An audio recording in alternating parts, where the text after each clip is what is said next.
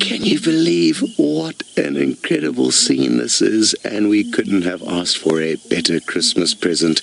Good morning, everybody, and good morning, Thandi. She's literally just got back to this tree where she's got a young impala carcass hoisted. I'm just going to reposition quickly. I think we're no longer in a good spot. The kill's just on that branch that she's just got onto now. There you can see that poor baby impala dangling over there. And what a start to the morning. My name's Scott, everyone. Merry Christmas. For those of you where Christmas has already kicked off, for those of you who are a little bit behind us, I guess Merry Christmas Eve. And we are going to get you guys some fascinating views of her now. Oh, this is going to be great. Woohoo!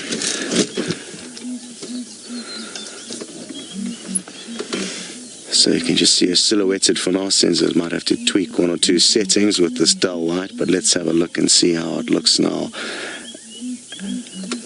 Incredible. Well, Celeste, you've got your wish. You were hoping for some Christmas spots, and we got very, very lucky. We were driving in this general area. I wasn't exactly sure where the kill was, and thanks to all of you who gave us reports that you spotted her on the Djuma dam cam, because we raced towards the dam and kind of found her midway between the dam and where she is now. As you can see, she's busy doing her best to unwrap her Christmas presents. She's just plucking the fur before she can start snacking on her little Christmas treat. Fascinating scenes, and thanks very much to Karen, who was the one who let us know, who spotted the leopard on the dam cam and let us know, so massive thanks to you. A great show of how teamwork can help us out here on Safari Live. It's a magical morning here. There's a few ground hornbills calling off in the distance. Doo-doo-doo, doo-doo-doo. And I think at some point in time we are going to get some beautiful sunshine. It's predominantly not a cloudy day, but there are one or two clouds out to the eastern horizon which may delay the sun's approach, but I think we are going to have a magical, magical morning here.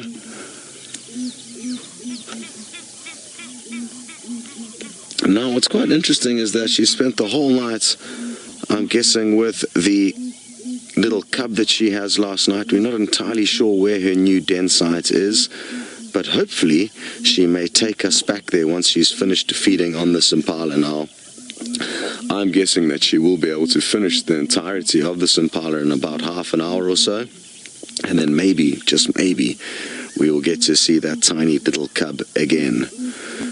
Sky, you are hoping to see Shongile this morning, who is a young female leopard. That would be the ultimate present, especially seeing as though we haven't seen her for so long.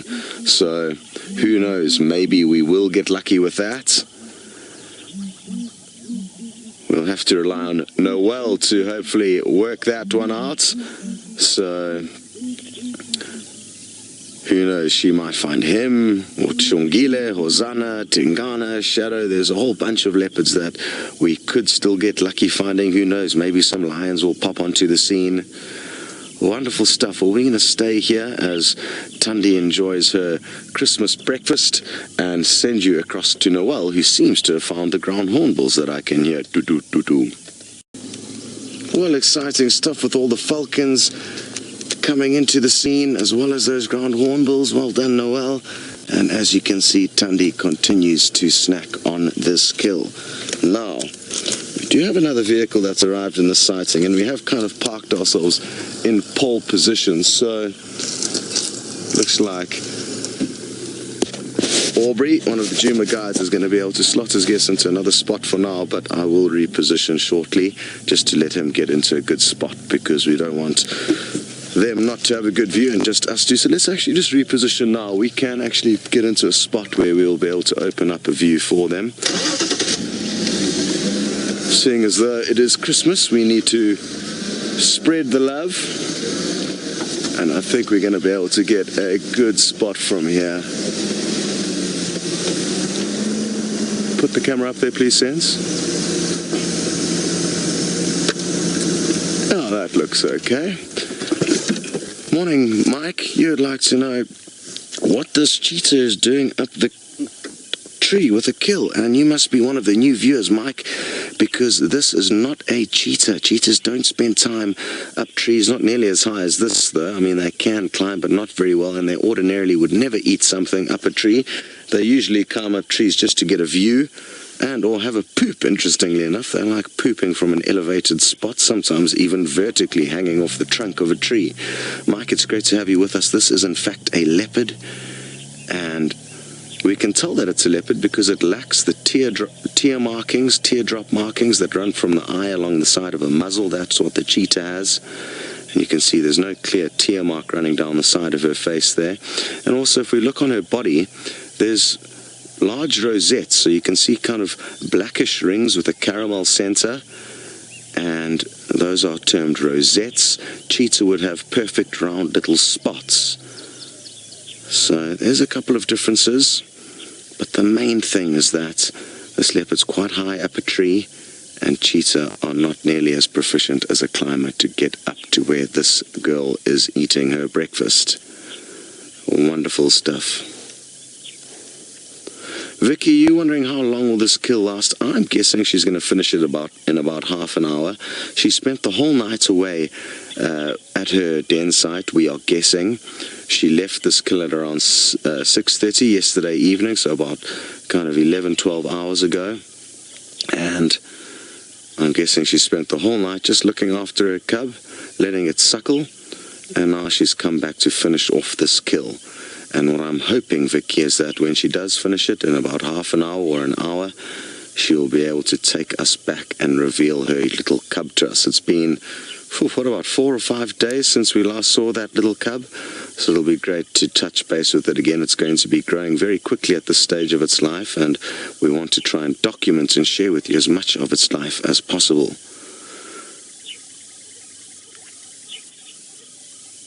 Wonderful stuff. Now, the thing to remember with a tiny baby impala like this, she'll eat the whole carcass. She'll probably be able to crush through the skull, eat the entirety of those legs, sometimes even the hooves. So she's going to get a good meal out of this. Even though it's small, she's going to be sustained for at least the next 12 to 24 hours quite comfortably.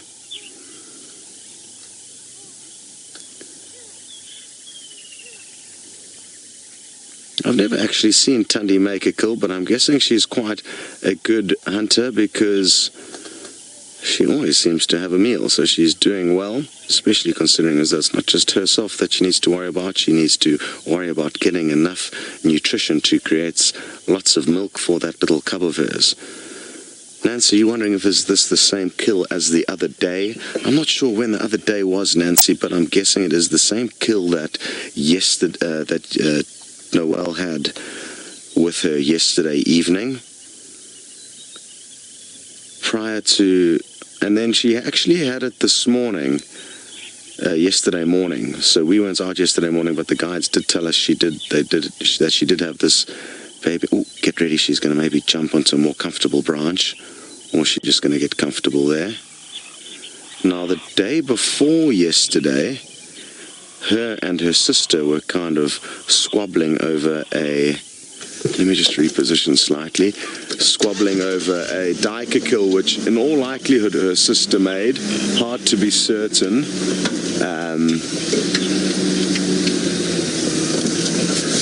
And what ended up happening is we think Thandi managed to actually steal it from her sister, because that was how we found them in the afternoon. There was no sign of Shadow and just a sign of Thandi with the remains of the kill. There's a possibility that she may have caught 2 of these baby impalas yesterday. We're not 100% sure of exactly what happened.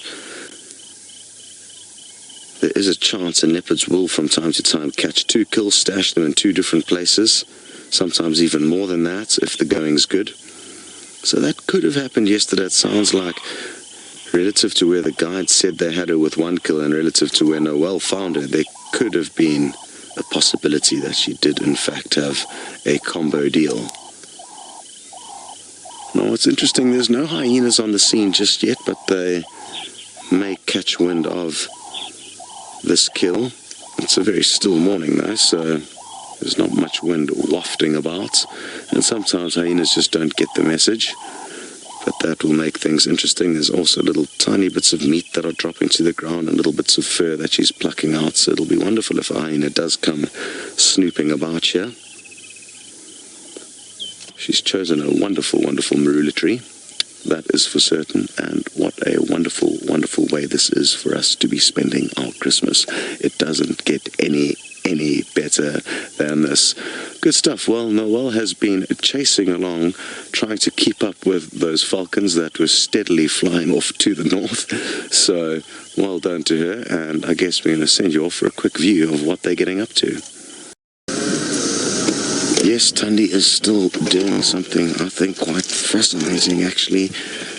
To see a leopard up in a tree like this. We've just repositioned, as you can tell, and got a wonderful angle, and we are very, very fortunate indeed to have this beautiful view. The sun is slowly beginning to poke up over the eastern horizon, and soon I'm hoping she is going to be bathed in a beautiful golden light. But for now she's just using her carnassials, essentially her molars, her equivalents of our molars at the back of her mouth, to try and slice off chunks of meat. What has she heard? Is it a hyena approaching? I don't think so, but something just caught her attention there. And Scarlett, you're wondering if leopards sleep at night. Well, they've got a kind of flexible lifestyle. They don't have a very set routine, but as a general rule, Scarlett, they'll move more at night than during the day. In this part of the world, it's very, very hot during the summer days, so that's a big reason why the leopards won't be too active. But also for most of the predators, especially the big cats, the cover of darkness provides them with their best times for hunting. They can be the most stealthy when it's dark, and therefore they tend to move the most then. Sadly, we don't spend too much time following them at night, so we don't know exactly what they get up to, but I'm fairly certain, unless of course she's got a full belly and a cub to tend to, which she did have last night, she would ordinarily be moving quite a bit. But, you know, the main thing to remember, Scarlett, is unlike us, all wild animals don't have nearly as set of a routine as we do. They don't know when they're going to get their next meal, when they're going to be full-bellied, or when they are going to be hungry, so they tend to move in relation to their hunger. If they're not hungry, they don't have to move too far, or too much.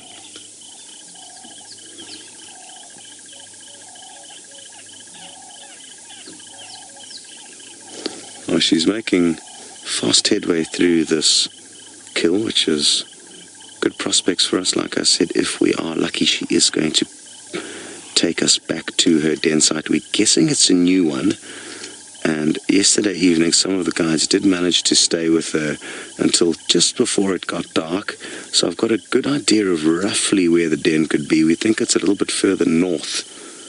Well, I'm guessing it's a little bit further north of where it initially was in the Mulwati drainage. It could be in another smaller drainage that feeds into the Mulwati, kind of from the Buffelshoek cut line. So she's slowly tending to the north, and I know in that little drainage line or riverbed there's lots of good hiding spots.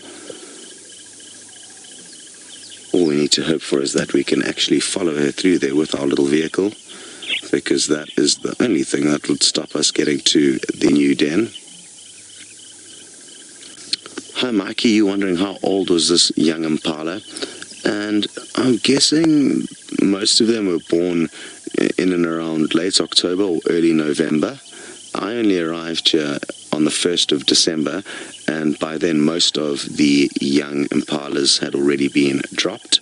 So I'm guessing there and thereabout. Noelle might have a little bit more intelligence as to when the first baby impala was seen and when the majority of them were born. It tends to happen in quite a short window period of about a month. But interestingly, there are still one or two impalas that we've seen that are still pregnant. So even though there is a large amount of them that do give birth within a very short period of time, one or two of them may be a little bit late. So hard to be exactly sure how young it is, but roughly a month or two. And don't be fooled, even though it's small and very cute, and it's obviously sad that Thandi managed to catch it so young in its life, baby impalas are very quick, and all baby animals are actually very quick, so it's certainly not an easy task for her to catch one, possibly easier than catching an adult. But after these impala have been alive for even 12 hours to 24 hours, they are very, very quick. Okay, well, we just got some feedback from Noel that it was the beginning of November that most of these impala babies started being born. So roughly anywhere between a month and 2 months old, Mike.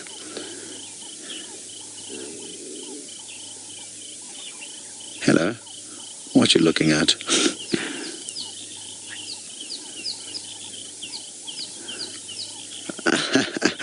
Well, Philip, keeping with the Christmas spirit, you said you love the decorations that Thandi used to decorate her big Christmas marula tree. The main one being this baby impala she draped over one of the branches. I was hoping that we were going to be able to get a chameleon for our Christmas tree back in camp, but we haven't found enough of them.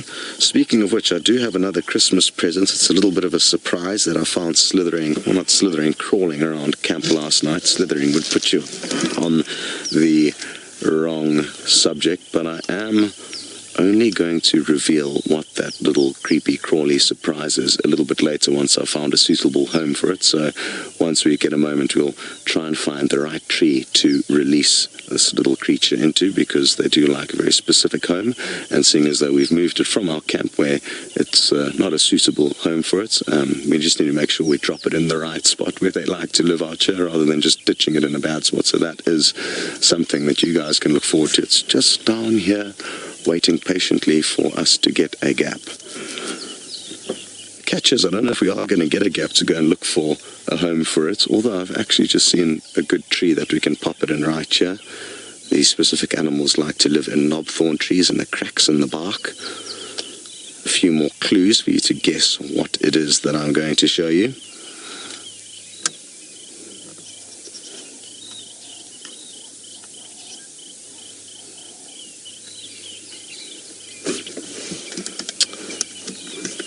Magical stuff. You can see the sunlight slowly beginning to filter through the clouds and getting a little bit more bright on her coat. So, like I say, we're going to have a beautiful, bright and sunny day a little bit later on.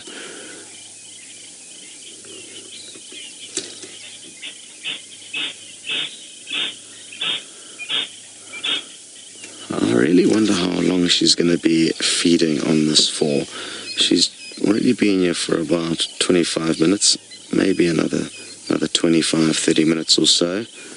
Conrad, you've noticed that her bottom left canine is broken, and I'm wondering what could have done that. I'm not actually too sure. It could have been just nibbling on a bone, or I'm not too certain. I'm also not too certain when it happened. I'm sure somebody will have a fairly good idea at which point in her 11 years on the planet she would have broken that tooth, but I'm not too sure. It's not uncommon for predators to have broken teeth like that, and I'm guessing it's usually from kind of what she's doing right now, trying to crunch through bones. Looks like she's crunching through a leg bone there. And because this impala is so small, she will be able to consume in all likelihood the entire thing, including the little hooves and the skull. There's not much that goes to waste on these baby impala kills. Very good. Well, what we're going to do is we are going to reposition near the creepy crawly's new home and get ready to reveal that present for you. And while we do that, we're going to send you back to Noel for an update on how she's getting along. Welcome back, everyone. We just brought you back in the hope we can show you Thandi jumping down from the tree. It's always so wonderful to see them going up and down these massive trees, and we're going to get a great view of her coming down now. Now, the reason she's come down is because she's dropped half of her breakfast on the floor. So she was obviously chewing her way through the carcass, and this front portion dropped down. She may actually continue to feed on it down here because it'll be a little bit easier. As you can see, there's not much left. little bit more comfortable feeding on the ground compared to up in a tree. Or, if we're lucky, she will take it straight back up there. What are your plans? Where are you going? This is interesting. Are you going to take it to another tree? Where are you taking this kill? Now, I'm told a few of you have already guessed what my little surprise is for you.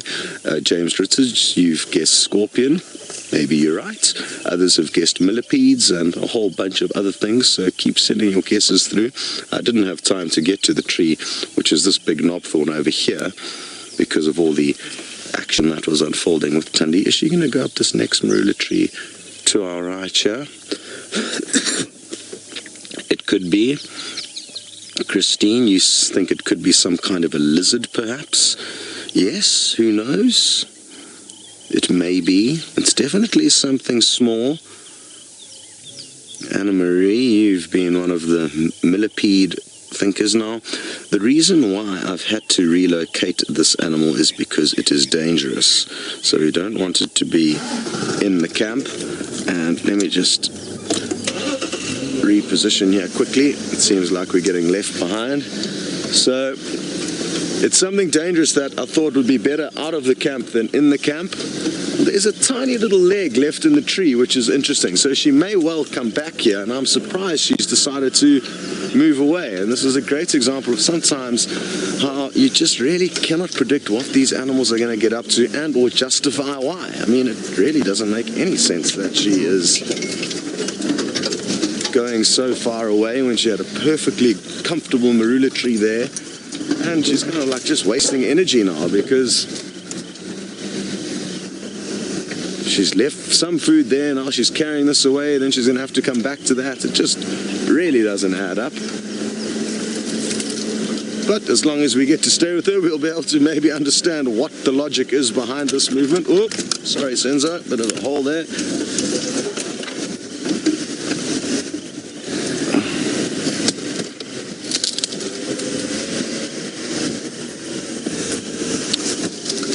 Hello, Nate. You're wondering that if this leopard and her cub were together and they were in danger, would she put it in her mouth and carry it away? Yes, that's certainly a possibility. Yeah, the cub's very small at this stage and she will be able to carry it in her mouth. So yes, I think that is definitely something that could happen. And who knows, probably has already happened at some point in that little cub's life. Usually, though, I'm guessing the mother will try and rather distract the threat, whatever it may be, and let the cub hide out and slink off into the bushes. That's usually what happens. Okay, we're going to get some great views of her coming straight towards us shortly, I'm hoping. So let's just stop here. Wonderful. Now, Christine, you wondering if I think the den is close by, and yes, I do think it is quite close by. I'm guessing within a mile or so from here, possibly even half that distance. We're just not entirely sure exactly where it is, but I'm guessing it's going to be in and along a riverbed system, either the Mulwati, where she's been denning for kind of the majority of this cub's life, or a small tributary that feeds into it. What on earth are you doing, Thandi? Are you taking back a Christmas present for your cub?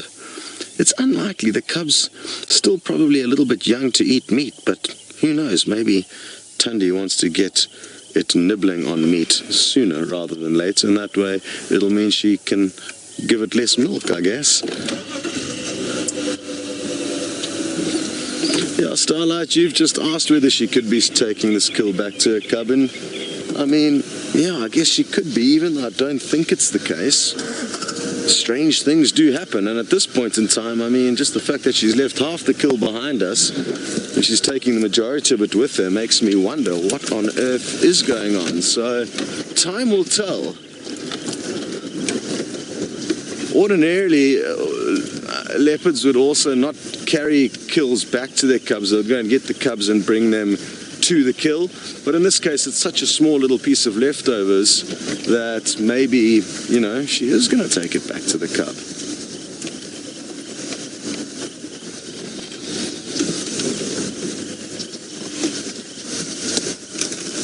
she's quite high up. I thought she would have popped out onto the road already, but she's kind of starting to move adjacent to it. We'll just let Aubrey and his guests go ahead, because we managed to sneak a very good view of her earlier, and it's so much easier for us to maneuver our vehicles because we're not driving a big safari limousine like he is. So we'll let him just get into a nice spot and we can work around him. What an awesome morning! Can you believe it? Leopard up a tree, leopard on the move now. Oh, interesting, she had a poop here after we drove this road, because when we drove here there was no sign of this poop. There it is there, and obviously that's when you guys may have seen her with the dam cam. Good. I wonder how close she was to us, because we must have just been a few minutes ahead of her.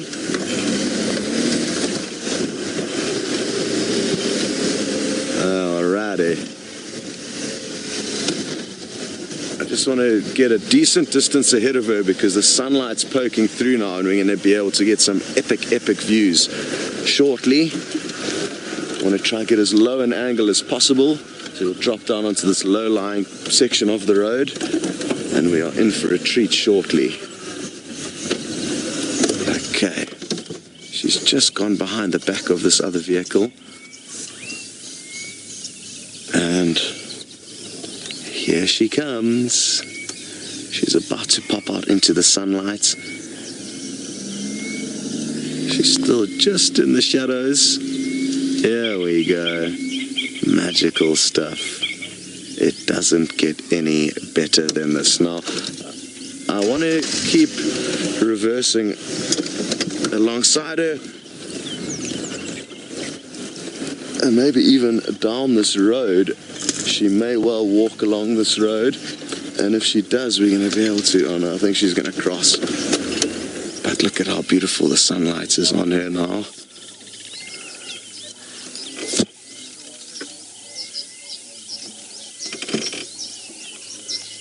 What incredible scenes. Where are you going, Thandi? Are you taking this little snack back to your cub? And I think she might just be doing that. She's moved far too far now to justify putting it in another tree, and I think she may well be doing just that. Now, what's interesting is it won't be the first time we've actually seen her chewing on something at the den site, which is risky business. Sorry, I'm just stopping to listen. I thought I may have heard some impala's alarm calling. But let's just stay focused on the task at hand here. It's obviously useful for us to be able to pass that information on to Noelle if in fact there are other impala alarm calling, because she could then move into that area. But I think I was just imagining things.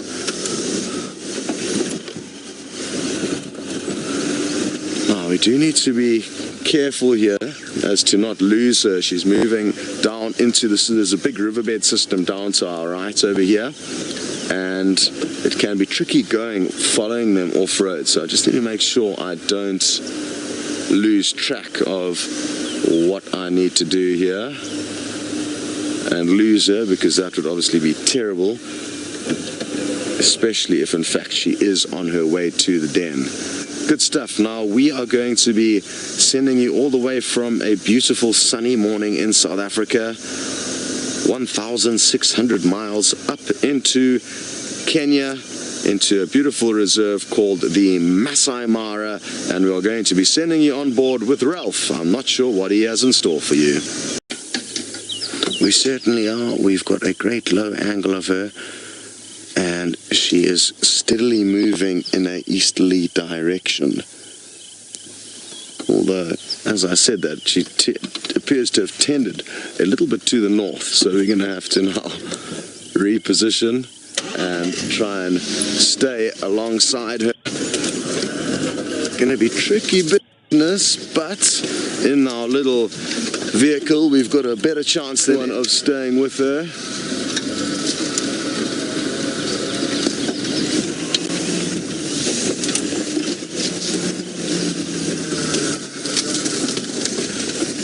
Brian, yes, most certainly there is a strong chance of other predators being attracted to her den site by the smell of a kill. So yes, that's why it's very strange that she's doing this and that she has also done that already. We've seen her feeding on a kill at the den. I kind of presume that an opportunistic kill at the den because she's kind of programmed to do that, but now I'm beginning to wonder if she didn't in fact take a kill. I'm guessing she's taking it back to another den as used before. We've seen the cub before because it's heading straight in that direction and it's not too long until we get there. Now we are going to have a bit of a balancing act here. Aubrey is in the sighting as well with us, and I would like him and his guest to get a view of this little cub. So I'm just going to communicate with him quickly and just work out a plan and just say once we've had a quick view, then he can move in immediately. Orbs.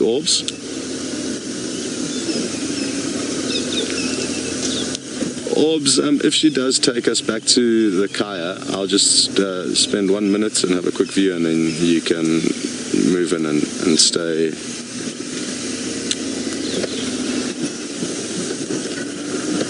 So, good for out the plan and exactly what's going on. Of course, it's so exciting, and it should be in the next few minutes, so don't go anywhere. Cancel your plans if you had any, because the signal's a bit shaky, but it should hopefully get better. We're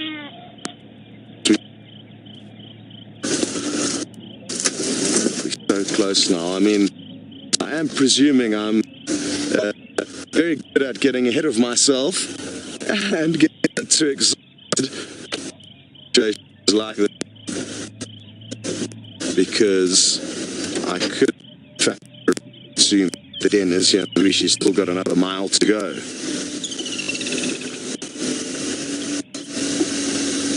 So back to little river we end crossing now. It loops on meters. Okay, the signals are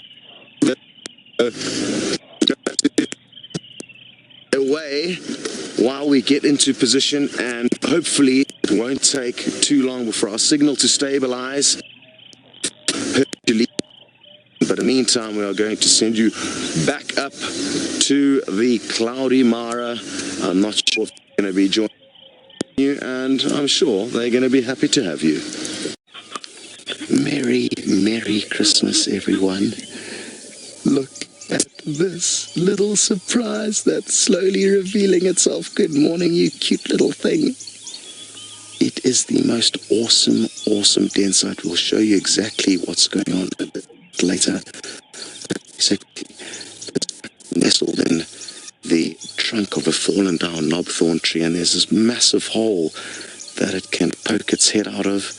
Now that it's disappeared, you can see a little bit better now. I know the signal is shaky, which is a pity. Sorry about that, everyone, but I'm sure you are getting some magical views.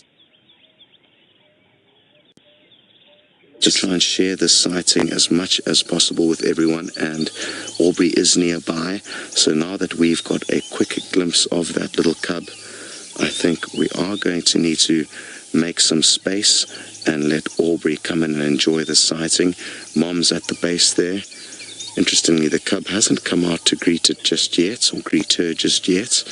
All we've seen is the cub poking her head out of that tiny little hole. So, as tempting as it is to stay here longer, everyone, this is going to probably be a situation where we need to spread the love, like I say. Oh, let's have one last little look quickly, and we can always come back in once Aubrey has had a better look at this cub with his guests. Oh, this is too good to be true. Cute. Now we're going to send you back up to the Masai Mara with Ralph and make some space for the other vehicles to enjoy this beautiful scene.